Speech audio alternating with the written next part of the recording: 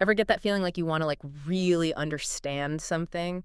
You know, go deeper than just like skimming the surface, but you don't have hours to like wade through a ton of information. Yeah. Well, that's exactly what we do here on the Deep Dive. We take a bunch of sources and like boil them down to the key takeaways, The stuff that matters. the stuff that sticks, gets you up to speed quick. Exactly. Consider us your guides through the info jungle. We've already, done the digging, Yeah. sift through it all. Yep. And today we're doing a deep dive on a book that really changed the way a lot of us think about something we do like every single day. Cooking. Cooking. We're talking about Michael Pollan's Cooked, A Natural History of Transformation. Great book. Now, this isn't just some like cookbook, right? Yeah, no. Today our mission is to figure out why cooking holds such a like crucial spot in being human, you know? What's the big deal? A big deal, yeah. And Pollan, he uses this really cool mix of like anthropology, mythology, food science, and even his own like personal stories from the kitchen. Yeah, he brings it all together. He does. So to kick things off, let's look at some of the ways people have thought about cooking throughout history. Okay, sounds good. All right. So Pollan, he starts way back in 1773 with this guy, James Boswell. And Boswell, he was like, no animal cooks. Flat out. Humans, we are the cooking animal. Strong words right from the start, don't you think? It's a pretty bold statement for sure, Mhm. and it sets the stage for a lot of what comes after. For sure, for sure. Now, fast forward a bit to the early 1800s. There's this guy, Jean-Anthelme Briot-Savarin. Bit of a mouthful. He Yeah. takes it even further, right? Briot-Savarin says that cooking is basically what like pushed civilization forward because it taught us how to, control fire, use it to our advantage. Yeah, pretty important skill to learn. Totally. All right, so then we jump to the middle of the 20th century. We got Claude Lévi-Strauss, the anthropologist. Big name. Huge. And he gives us this like more symbolic take on cooking. He says it's the thing that separates us from, the animals. It's how we take raw nature and make it into what he calls cooked culture. So it's not just about feeding ourselves, it's about creating meaning. Exactly. So then we get to Richard Wrangham. He comes along with this idea he calls the cooking hypothesis in his book, Catching Fire. This one really shakes things up, puts it all into this evolutionary framework. So Wrangham says it wasn't tools or even eating meat or language that set us apart from apes. His big claim is that it was cooking. What do you think about that? Well, it's interesting. I mean, it makes sense when you think about it. Right. And it's not just some random idea. It's based on, biology. He points out that cooked food gives us way more energy, more calories, and it's a lot easier to digest, Yeah. That had a huge impact on how humans evolved. Okay, so break that down a bit for me. I mean, how did eating cooked food change us so much? Well, the extra energy from cooked food basically allowed our brains to get bigger and our guts to shrink. Because brains are like these massive energy hogs. Exactly. And cooked food meant our brains had all the fuel they needed to grow and become more complex. At the same time, we didn't need such big guts because cooked food is easier to break down. Wow. Fascinating stuff. It makes you really think about, something we do all the time but don't really pay attention to. Yeah, it's pretty cool. Now, Pollan, he also shares his own kind of personal journey of realizing, how important cooking actually is. Yeah, I like that part of the book. Me too. He admits that for a long time, cooking was just sort of there, just the thing in the background, like a piece of furniture, he says. It was useful, but he wasn't really engaged with it. His mom did the cooking. A lot of people can relate to that, I think. Oh, totally. I mean, today cooking's often invisible. Someone else does it for us, or we buy pre-made stuff. We don't really think about it. Yeah, for sure. He says that by his 30s, his cooking skills were pretty basic. He was all about those store-bought shortcuts, maybe adding a thing or two here and there. But the big point of his book is that cooking isn't a chore. It's actually interesting, and it's super worthwhile. Yeah, he argues that it could be really rewarding, Exactly. And to figure that out, he didn't just read about it. He got his hands dirty. He spent 3 years learning, apprenticing himself to different cooks. He focused on 4 main ways of transforming food, each one linked to a basic element: grilling, braising, baking bread, and fermentation. Kind of a culinary odyssey. Totally. What's cool is that he didn't just learn techniques. He discovered all these connections to, nature, the value of work, health, traditions. He even learned about self-reliance. He learned about life through cooking. Exactly. He realized how connected we are to our food, It's not just about fuel. It's about our whole relationship with the natural world. I love that. It's about taking control of what we eat, not just passively consuming whatever's put in front of us. Right. So the book's structured around these 4 ways of cooking. And he starts by contrasting cooking with fire and water. Okay. And he's got this like really vivid way of describing it. He says cooking with fire, it's almost heroic, masculine, theatrical. Primal. Yeah, primal. And sometimes even a little bit ridiculous, he jokes. Yeah, you got to admit, there's something kind of performative about it. Totally. Now, cooking with water, he points out that it came later, right?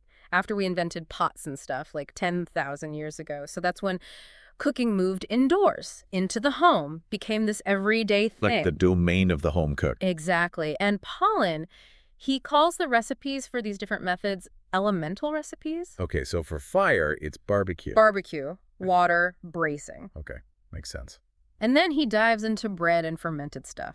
He even admits that some of this stuff, like making beer, cheese, or real sourdough bread, might seem kind of, intimidating. Like, who's got time for that? Yeah. But his point is, even if you don't become a master brewer or baker, even trying to understand the process, you learn so much. You get it on a deeper level. Right. So, let's dive into fire first, with barbecue as our case study. All right, let's do it. Pollan goes to this place, Skylight Inn. Have you heard of it? Yeah, it's legendary. It's like a whole hog barbecue institution, right? What struck you about his experience there? Well, first off, just the sheer sense of tradition. The wood fires are always burning. The cookhouse is like this crazy smoky place where little fires are just like breaking out all the time. Oh, wow. Sounds intense. It is. It's like this ancient way of cooking, Yeah. very raw and visceral. And the pits, he described them as almost like tombs made of brick, each one holding a bunch of whole hogs. Yeah, it's pretty wild. It is. And he even mentions how in North Carolina, the health codes are kind of like relaxed for barbecue places. Yeah, they have their own rules. They do. What's interesting is how Pollan links this whole thing, this cooking with fire, to ancient rituals. You know how people used to offer sacrifices to the gods? Yeah, like how the smoke rising from the animal was a way to communicate with gods or appease them. Exactly. And he brings up the myth of Prometheus, the guy who stole fire from the gods and gave it to humans. And Pollan reminds us that it wasn't just about the fire itself, it was about us getting access to the best parts of the sacrifice. Right. So we have this really symbolic act, ancient sacrifice, and then we cut to the Skylight Inn dining room, and it's like the opposite. Totally. Like fluorescent lights, formica tables. Yeah. Not exactly a sacred space. Not even close.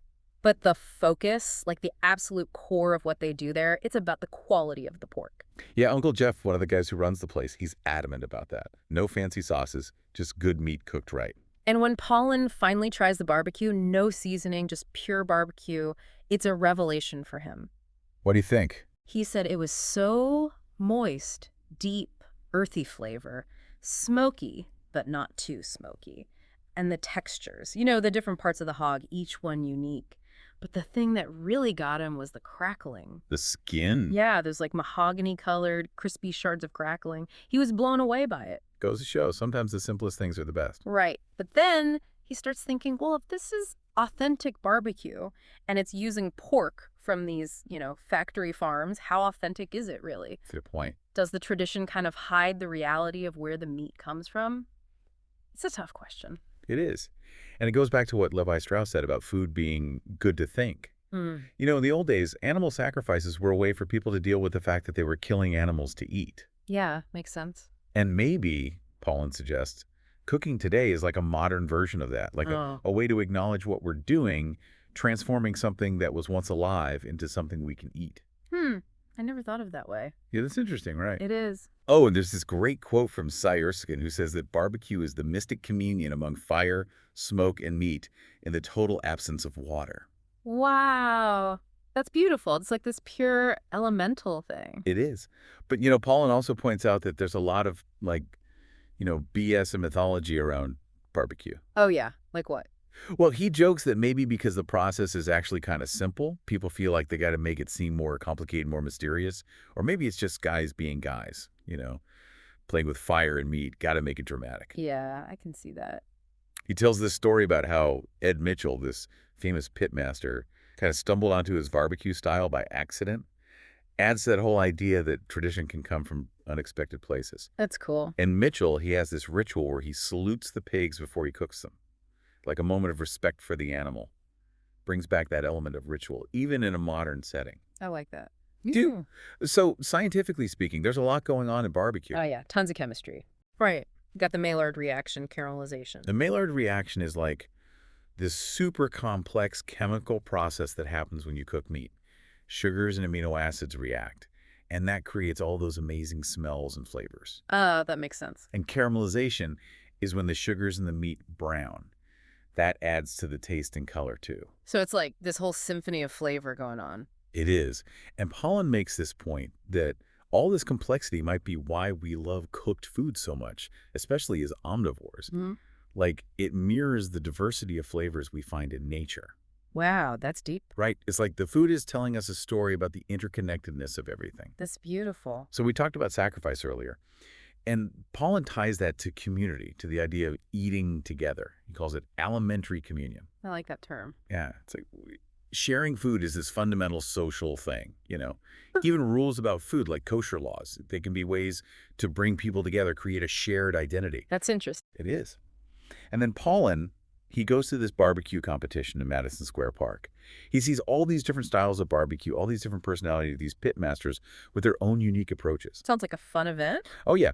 But then he contrasts that with his visit to Bitter Argenzones, this chef in Spain. At Exabari, right? Yeah, Exabar. And that was totally different, right? Totally. Not your typical barbecue. Not at all. Bitter's all about, like, respecting the ingredient, using fire to enhance it, not overpower it. He's not trying to transform it completely, just, italicize it, bring out its natural goodness. I love that. Yeah, it's beautiful. And he's obsessed with the type of wood he uses. He's not going for smoky. He wants that subtle wood fragrance. I remember reading about how he uses this special pan to cook mussels so they just get a hint of smoke. Yeah, and he even smokes butter and ice cream. Ice cream. Yeah, he made Pollan this smoked cream. And there's this amazing contrast between the pureness of the cream and the smokiness, the ash. Totally unexpected. It shows how much variety there is in cooking with fire. From the bold flavors of barbecue to the subtle nuances of Bitter's style. Okay, so now we're switching gears to water. Right, bring on the braising. Braising. And Pollan starts by talking about the humble onion. You know, how it's the foundation for so many great pot dishes. Yeah, the unsung hero of the kitchen. Totally. And unlike fire cooking, where you often focus on one-star ingredient, pot dishes are about bringing all these humble ingredients together. Veggies, herbs, cheaper cuts of meat. And then the magic happens, slowly, in liquid. The alchemy of the pot. Exactly. And he points out that there's not a lot of ceremony in this kind of cooking. It's quiet, behind the scenes, everyday work. The opposite of that fiery drama. Yeah, right. But then the question comes up, why even bother? I mean, we have all these convenience foods, right? Why spend so much time cooking?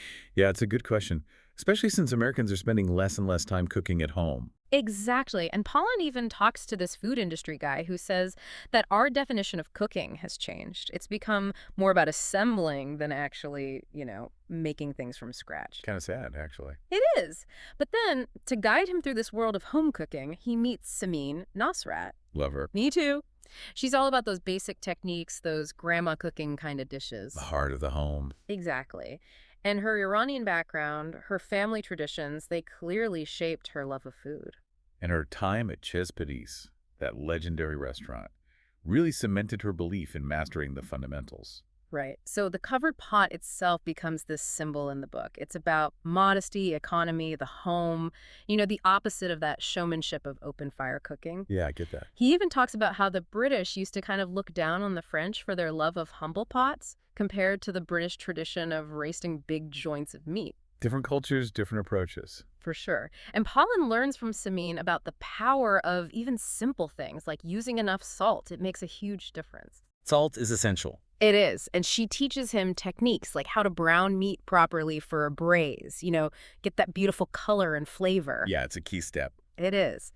So he brings back Levi-Strauss and his idea of exo-cooking versus endo-cooking. Okay, remind me, what's the difference again? Exo-cooking is like roasting out in the open, often done by men. Endo-cooking is more like boiling, braising, indoors, more associated with women. Got it. And in this context, the stew pot becomes this symbol of family, of togetherness, the idea of eating from the same cauldron, That's powerful. It is. It's so different from like, eating a microwave meal alone. Very different vibe. Totally. Now, water itself plays this huge role in cooking. Oh, yeah, it does so much. It conducts heat, it rehydrates things, it kills bacteria, it extracts flavors. It's like the ultimate multitasker. It is. And Samin, she makes this point that plain water is often overlooked as a braising liquid. We tend to reach for chicken stock all the time. Right. But not every dish needs to taste like chicken. Exactly. And that leads to this whole discussion about umami. Umami, that savory goodness. And dashi, that Japanese stock. Dashi is incredible. It is. Pollan calls it the cooking liquid, like the ultimate source of umami. And it's made from such weird stuff. Seaweed and fish flakes. I know, but somehow it comes together to create this amazing depth of flavor. It's magic. It is. And he sees dashi not as a flavor that takes over, but more like something that enhances other flavor. It brings out the best in everything. Exactly. He even tries this dish, Samin's Malaya latte, pork braised in milk. Sounds interesting. It is. So simple, but so delicious. The power of slow cooking. For sure. Mm. So then Pollan, he brings in this book, Water and Dreams by Gaston Bachelard. Ooh, psychoanalytic stuff. Yeah. Bachelard talks about the symbolic meaning of water, how it's linked to, the mother, the feminine. Deep stuff. It is. And then he tells the story of stone soup. Remember that one? Oh, yeah, the classic. About how water, with just a little bit from everyone, can be turned into this amazing soup. A lesson about community. Exactly. But let's be real. In today's world, a lot of people just don't have time to cook. I know. Work, commute, screens. It's a lot. But there's this link between how much time people spend cooking and obesity rates. Meaning. Cooking at home might actually help us be healthier. Interesting. And he talks about this idea of unitasking in the kitchen. What's unitasking? It's like doing one thing at a time. Right. Focusing on chopping veggies, stirring the pot. Kind of mindful. It is. A break from all the multitasking we do all the time. Plus, pot dishes are great for leftovers and their flavor gets even better over time. Practical and delicious. Right. He even compares the cost of takeout to cooking at home. Guess what? Cooking wins. Often, yeah. He even tried having a microwave night once a week, thinking it would save time. How'd that go? Not great. It didn't really save much time and the food wasn't as good, so sometimes those shortcuts aren't all they're cracked up to be. True. Sometimes the slow way is the best way. So let's move on to the unseen world, microbes. And Pollan starts with bread baking. The staff of life. It is. But he wonders, why bread? I mean, there are other grains that are more nutritious or easier to grow, right?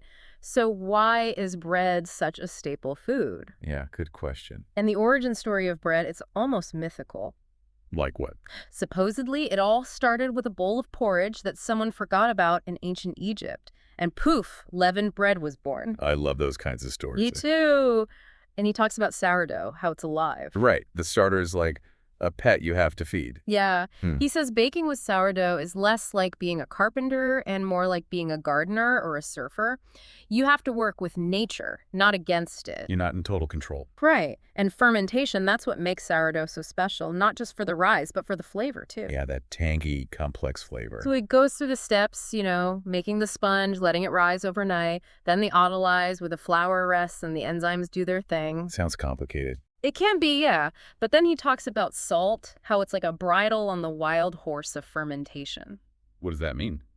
Well, salt slows down the yeast and bacteria, and that might seem counterintuitive, but it actually leads to better flavor in the end. Makes sense. And of course, you have gluten, that protein in wheat flour, which traps the carbon dioxide from the yeast and makes the dough rise.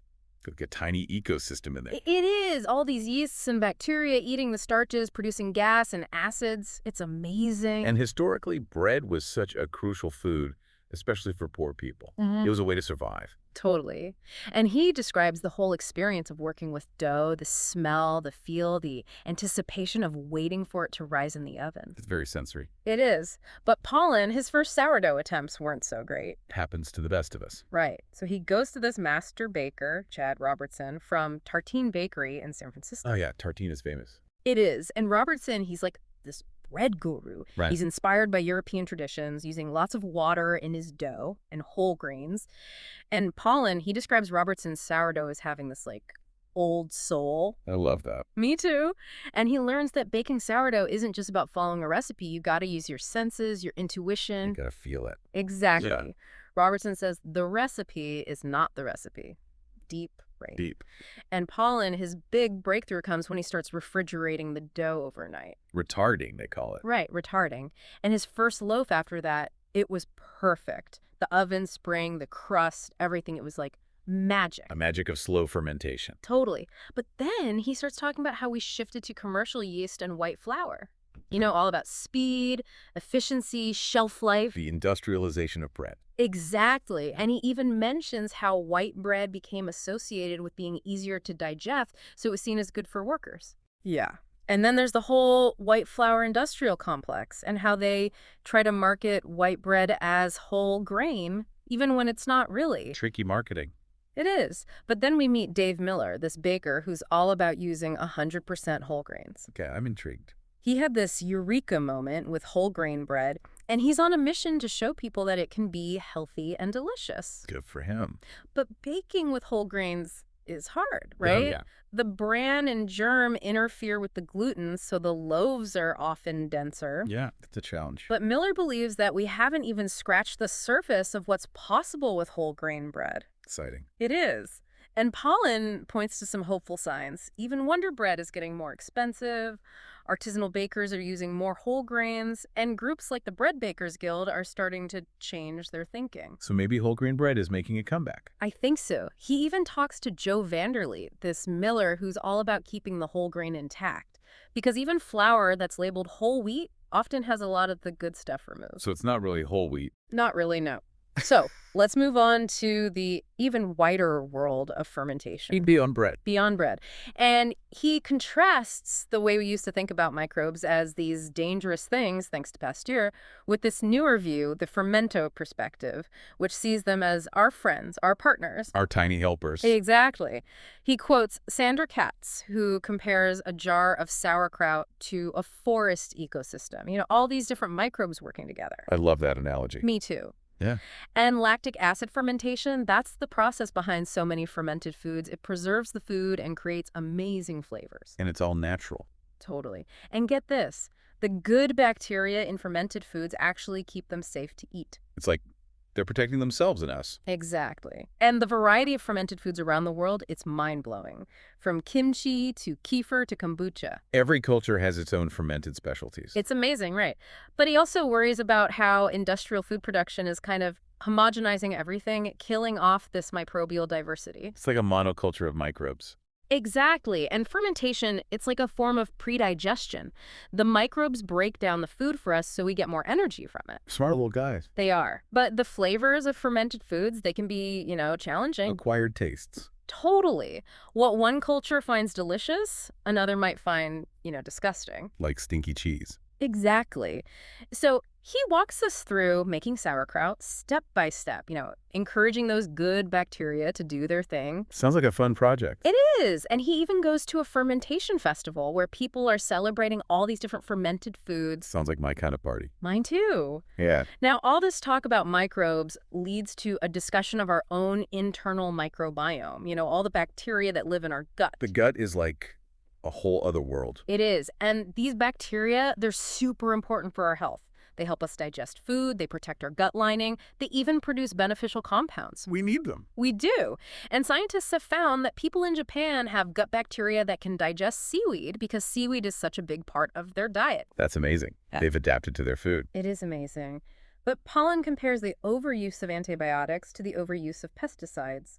They both disrupt these delicate ecosystems in our gut and in the soil. Yeah, we need to be more careful. We do. And what we eat, that's the biggest factor in shaping our gut microbiome.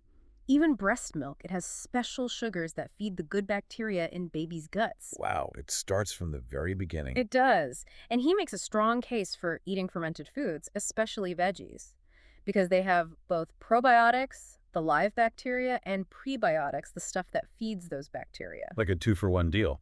It is. We've evolved to eat these foods. They're part of our history. It's like a partnership. It is.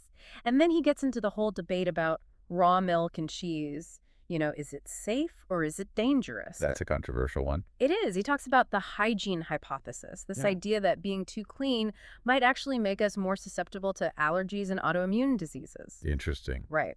And he visits this abbey where they make cheese the traditional way with raw milk. Like no pasteurization? Nope.